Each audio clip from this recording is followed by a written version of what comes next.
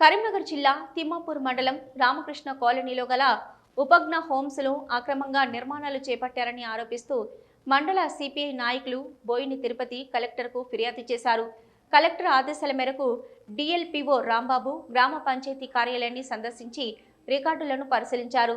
Upagna homes పై ఇచ్చిన ఫిర్యాదుపై విచారణ జరిపి పూర్తిస్థాయి నివేదికను పై స్థాయి అధికారులకు అందజేయనున్నట్లు డిఎల్పిఓ తెలిపారు. అలాగే బోయిని తిరుపతి మాట్లాడుతూ ఉపజ్ఞ హోమ్స్ లో నిర్మాణాలు చేపడుతున్న వారిని నిలిపివేయాలని డిఎల్పిఓ ఆదేశించినట్లు తెలిపారు. గతంలో దీనిపైన ఉన్న ఫిర్యాదుల మేరకు మేము కలెక్టర్ గారికి ఇవ్వడం జరిగింది. ఆ కలెక్టర్ గారి ఆదేశాల మేరకు ఈరోజు మండలాధికారులు జిల్లా అధికారులు వచ్చి ఈరోజు ఇక్కడ అన్ని విజిట్ చేయడం జరిగింది. వాళ్ళు ఖచ్చితంగా ఇందులో అక్రమ కట్టడాలైనటువంటి ఈ డూప్లెక్స్లు పార్క్ ప్లేస్లో ఉన్న డూప్లెక్స్లను చూడడం జరిగింది.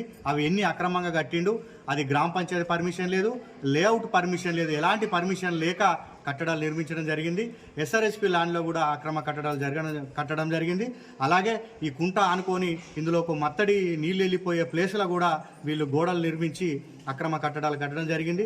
అపార్ట్మెంట్ల కింద కూడా సెల్లార్లలో డబుల్ బెడ్రూమ్లు కట్టి ఒక్కొక్కటి 30 లక్షలకు అమ్ముకోవడం జరిగింది.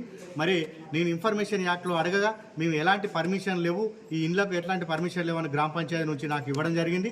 కానీ ఇక్కడికి వచ్చి చూస్తే అన్ని గ్రామ పంచాయతీ అని స్టాంప్ వేసి కార్యదర్శి సంతకం పెట్టి ఇవన్నిటికీ పర్మిషన్లు ఉన్నాయి.